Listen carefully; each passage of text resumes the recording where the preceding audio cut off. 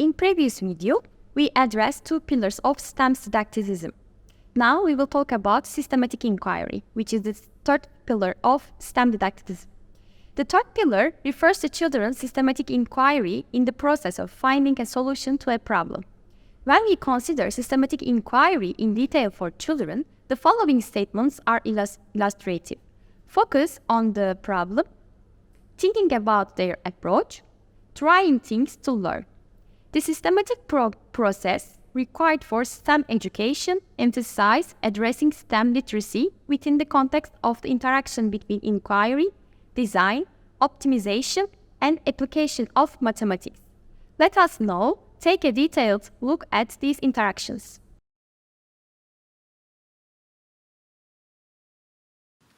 The interaction between research and design. In a STEM activity, there is a problem or question that is systematically sought to be solved. Technology and engineering are the focal point of STEM practices for preschoolers, as children's thinking and actions towards problem solving are concretely encouraged. Inquiry can then come into play in different ways. In addition, if children's prior knowledge about the problem is limited during the search for solutions, the process of discovery can be initiated through preliminary research and observation. For example, children planning to build a boat may first need to be conducted research on the scientific concepts of floating and sinking. During the design process, it will be useful to observe how a real boat is built and how it works. STEM activities may include process where inquiry is the main goal. First, they are supported to question and explore materials or phenomena comprehensively, and then they can apply and deepen their knowledge through design. It shouldn't be overlooked that children should have enough opportunity and time for all this process. The starting point for success in STEM context is that children have to a certain level of difficulty in tackling problems. In addition, children need to meet the criteria that need to be met in reaching a solution. For example, in construction of a boat to be used for search and rescue purposes, the boat must stay in the water, move, and have a certain number of passenger capacity. Apart from this, extra criteria can be determined for the design. Another interactive process is data collection, analysis, interpretation, and evaluation.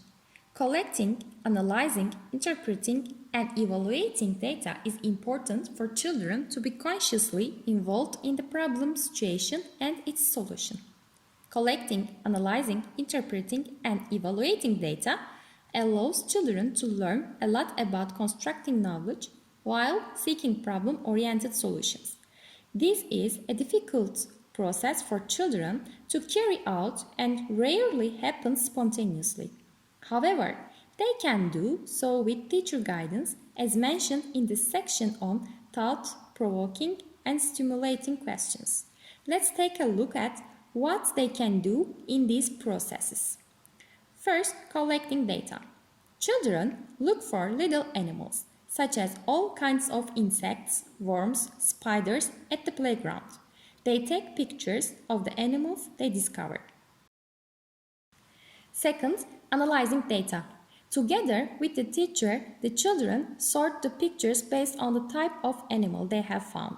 They make piles of pictures for the different discovered animals. For example, bee, spider, snail, beetle. Third, interpreting data.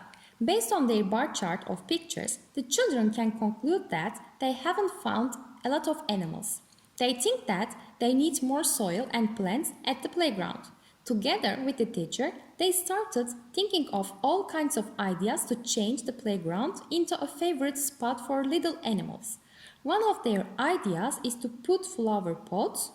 When they do this, they will have to observe if these flower pots will attract little animals. Fourth, evaluating data. The teacher triggers the children to think about their searching strategy to find animals. Where they have been looking, Have they looked everywhere? Could they have missed a spot? Which places would bees like? Systematic inquiry requires systematic control of variables. One important point for a teacher to keep in mind is to change only one thing at a time when testing a hypothesis. This is important to see the effect of a particular feature on the dependent variable. For example, when children see their boat sinking, they may think of changing the material they choose and the shape of their boat. However, only either the material chosen or the shape of the boat should be changed. Under the guidance of teacher, the search for materials suitable for existing criteria and design can take place. It is important that we apply systematic questioning methods without harming children's spontaneity in problem solving.